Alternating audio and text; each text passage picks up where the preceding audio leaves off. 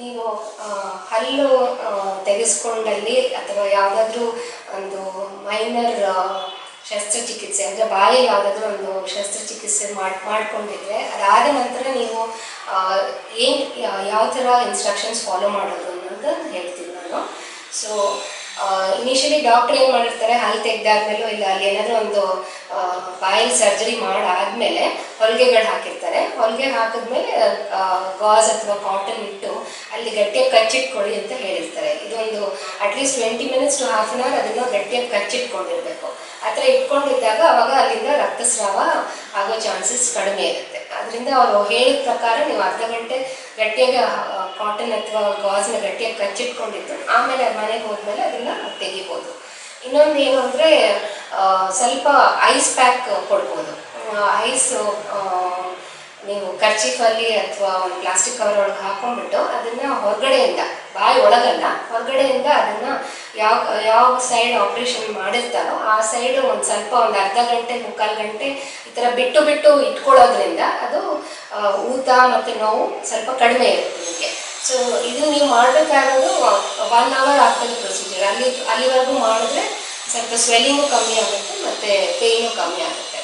ಆಮೇಲೆ ಅದು ನೀವು ಅರ್ಧ ಗಂಟೆ ಆದಮೇಲೆ ಹತ್ತಿ ಅಥವಾ ಗಾಜ್ನ ತೆಗೆದಾದ್ಮೇಲೆ ಬಿಸಿ ಏನು ತೊಗೋಬಾರ್ದು. 24 hours ನೀವು ಬಿಸಿ ಅಥವಾ ಗಟ್ಟಿಯಾಗಿರೋ ಆಹಾರ ಏನು ತೊಗೋಬಾರ್ದು. ತಣ್ಣಗೆ ಮೆತ್ತಗಿರೋದು ಮಾತ್ರ ತೊಗೋಬೇಕು. ಸೊ ಈ ಊಟ ಮಾಡಿದ ಮೇಲೂ ಇಲ್ಲ ಈ ಥರ ಮೆತ್ತಗೆ ಜ್ಯೂಸ್ಗಳು ಅಥವಾ ಗಂಜಿ ಇಲ್ಲ ಅನ್ನ ಮೆತ್ತಗೆ ಕಿವುಚ್ಕೊಂಡು ತಿಂದಿರ್ತೀವಲ್ಲ, ಅದಾದಮೇಲೆ ಬಾಯಿ ಕ್ಲೀನ್ ಮಾಡ್ಕೋಬೇಕಂದ್ರೆ ಅದು ಆಪ್ರೇಷನ್ ಮಾಡಿದ ಜಾಗದಲ್ಲಿ ಅದು ನೀವು ತಿಂದಿರೋ ಆಹಾರ ಕಣಗಳು ಅಲ್ಲಿ ಉಳ್ಕೋಬಾರ್ದು. ಅದಕ್ಕೋಸ್ಕರ ಬಾಯಿ ಕ್ಲೀನ್ ಮಾಡ್ಕೋಬೇಕು. ಆದರೆ ಆಪ್ರೇಷನ್ ಮಾಡಿದ ದಿನಾನೇ ನೀವು ಜೋರ ಬಾಯಿ ಮುಕ್ಕಿಡಿಸಿ ಉಗಿಬಾರ್ದು. ಯಾಕೆಂದರೆ ಅದು ಹೊಲಿಗೆ ಬಿಟ್ಕೊಳ್ಳೋ ಚಾನ್ಸ್ ಇರುತ್ತೆ, ಇಲ್ಲ ಮತ್ತೆ ರಕ್ತಸ್ರಾವ ಆಗೋ ಚಾನ್ಸ್ ಇರುತ್ತೆ. ಅದಕ್ಕೆ ನಿಧಾನಕ್ಕೆ ಜೆಂಟಲ್ ಆಗಿ ಸ್ವಲ್ಪ ಕ್ಲೀನ್ ಮಾಡಿಕೊಂಡು ಉಗಿಬೇಕಾಗುತ್ತೆ. ಬಟ್ ಮಾರನೇ ದಿನದಿಂದ ಸ್ವಲ್ಪ ಬೆಚ್ಚಗಿರೋ ಉಪ್ಪು ನೀರು ಅಥವಾ ಡಾಕ್ಟರ್ ಪ್ರಿಸ್ಕ್ರೈಬ್ ಮಾಡಿರೋ ಮೌತ್ ವಾಶ್ ಇದ್ದರೆ ಅದರಲ್ಲಿ ಬಾಯಿ ಕುಡಿಸಿ ಉಗಿಬೋದು. ಸೊ ಇದು ಬೇಸಿಕ್ ಇನ್ಸ್ಟ್ರಕ್ಷನ್ಸ್ ಅಂದರೆ ಇದನ್ನು ನೀವು ಡೆಫಿನೆಟಾಗಿ ಫಾಲೋ ಮಾಡಬೇಕು. ಒಂದು ಅಲ್ಲಿ ಇಟ್ಟಿರೋ ಹತ್ತಿ ಅರ್ಧ ಗಂಟೆ ಹಾಗೆ ಇರಬೇಕು. ಮತ್ತು ಇದು ಐಸ್ ಪ್ಯಾಕ್ ಕೊಡೋದ್ರಿಂದ ಸ್ವಲ್ಪ ನೋವು ಊತ ಕಡಿಮೆ ಇರುತ್ತೆ.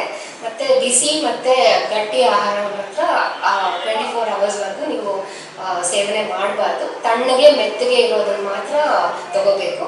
ಮತ್ತು ಸ್ಮೋಕ್ ಮಾಡೋದು, ಡ್ರಿಂಕ್ ಮಾಡೋದು ಮಾಡಬಾರ್ದು. ಯಾಕೆಂದರೆ ಸ್ಮೋಕ್ ಮಾಡೋದ್ರಿಂದ ಆ ಹೀಟ್ ಒಳಗಡೆ ಜನರೇಟ್ ಆಗೋದ್ರಿಂದ ಅದು ಮತ್ತು ಹೀಲಿಂಗ್ ಅಫೆಕ್ಟ್ ಆಗುತ್ತೆ. ಅದರಿಂದ ಹುಣ್ಣು ಬೇಗ ವಾಸಿ ಆಗೋದಿಲ್ಲ.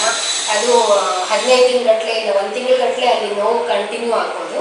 ಆದ್ದರಿಂದ ಸ್ಮೋಕಿಂಗು ಡ್ರಿಂಕಿಂಗು ಅವಾಯ್ಡ್ ಮಾಡಿದ್ರೆ ಬಿಟ್ಟರೆ ತುಂಬಾ ಒಳ್ಳೆಯದು. ಬಟ್ ನಿಮಗೆ at least that post surgical period ಅಂತ ನಾವೇನು ಹೇಳ್ತೀವಿ, 1 ವಾರ 15 days ನೀವು ಅವಾಯ್ಡ್ ಮಾಡಿದ್ರೆ ಅದು ಹುಣ್ಣು ಕ್ಲೀನಾಗಿ ವಿದೌಟ್ ಎನಿ ಕಾಂಪ್ಲಿಕೇಶನ್ಸ್ ಅದು ವಾಸಿ ಆಗುತ್ತೆ.